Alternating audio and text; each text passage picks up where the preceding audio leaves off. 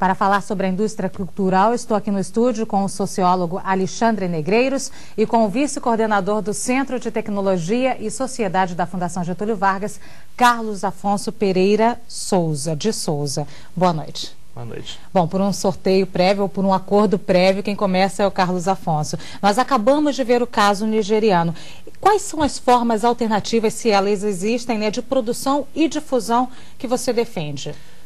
Acho que o caso da Nigéria, que foi agora mencionado no VT, é um caso interessante porque ele mostra claramente como existe dentro do campo do direito autoral uma série de formas alternativas, de formas diferentes de se enquadrar a produção cultural, que não se dá apenas no caso da obra audiovisual, com a indústria do cinema, que se passa na sala de cinema, da parte da música, a indústria musical voltada para a questão da prensa, da distribuição de CDs. Ou seja, é importante perceber o papel que a tecnologia desempenha dentro da indústria cultural, propiciando novas formas de acesso, interatividade e colaboração para a criação de novas obras. A Nigéria é um exemplo de uma indústria cinematográfica diferente, assim como é o Tecnobrega, no Belém do Pará, que já foi mencionado aqui no jornal nessa semana, e o Creative Commons, que é uma forma de licenciamento que faz algum sucesso na internet, mostra como você pode utilizar a tecnologia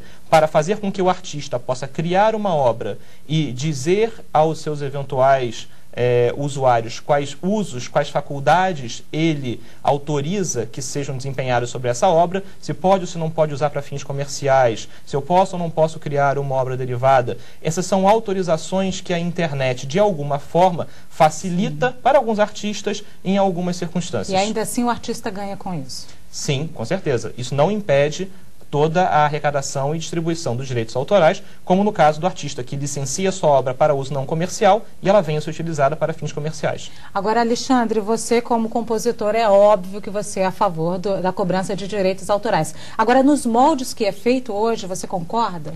Pois é, eu não concordo com os moldes através dos quais essa cobrança e principalmente essa distribuição são feitas, e principalmente no Brasil.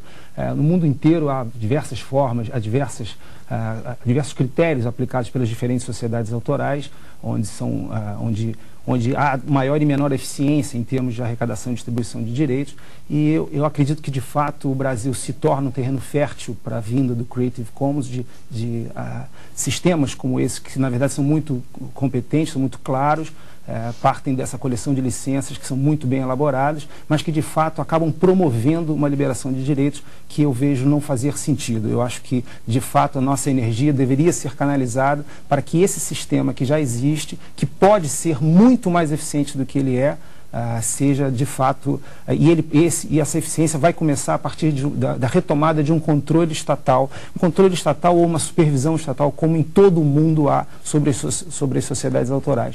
Nos países de maior IDH, na Finlândia, na Suécia, em todo o mundo, os estados controlam as suas sociedades autorais. No Brasil, esse controle deixou de existir com o sumiço do CNDA e com o seu não reerguimento através da lei de 1998.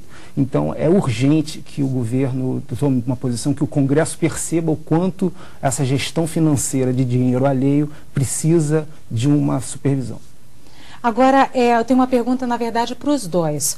Para mim, a fórmula é muito simples. O artista quer produzir e vender, e ganhar, óbvio. A população quer comprar. Existe uma solução para isso?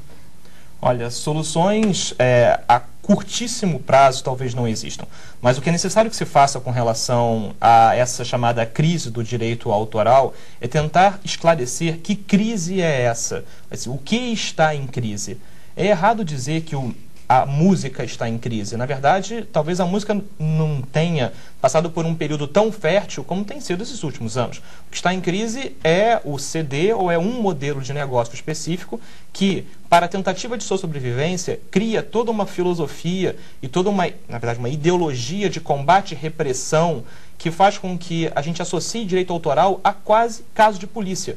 Isso cria para as pessoas que trabalham dentro do campo do direito autoral, como produtores, como artistas, no meu caso como advogados, que você veja que o direito autoral termina por passar para o público leigo quase como que um sinônimo de sua violação, como um sinônimo de ações policiais, de ações civis, E acho que seria importante dar um passo atrás e, antes de pensar na criminalização, na repressão, pensar em formas alternativas de possibilitar maior acesso, maior interatividade, maior colaboração para a produção de um manancial de obras que possa ser cada vez mais diverso e cabe refletindo essa diversidade da sociedade. Certo. Alexandre, a sua opinião sobre essa agressividade das campanhas de pirataria, em suma, né? Eu concordo em gênero, número e grau com o Carlos. Eu acredito que o próprio número de ações com os quais os advogados do ECAD no Brasil lidam é um indicativo muito claro da falta de diálogo por parte, e evidentemente também da falta de consciência por parte daqueles que pagam. Evidentemente precisaríamos de todo um programa de conscientização com relação ao respeito aos direitos, mas por outro lado precisamos ter aquele que representa, principalmente os detentores desses direitos, que são os titulares de direitos autorais, eles precisam ter uma posição muito mais ativa do que de fato tem. O programa de conscientização autoral do ECAD é pífio, é quase desprezível. Eles têm algumas palestras pelo Brasil, mas com uma frequência muito pequena, e eles de fato evitam toda a divulgação de números e de atas de reuniões. Eles mantêm todos os documentos deles, são acessíveis, mas de fato há muita dificuldade em que se consiga.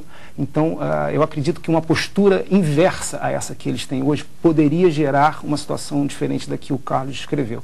Eu realmente concordo com ele. Eu acho que esse número de ações principalmente é um indicativo muito grave da nossa ineficiência. Ok, muito obrigada ao sociólogo Alexandre Negreiros e ao Carlos Afonso Pereira de Souza, do Centro de Tecnologia e Sociedade da Fundação Getúlio Vargas. Obrigado. Muito obrigado. Obrigada.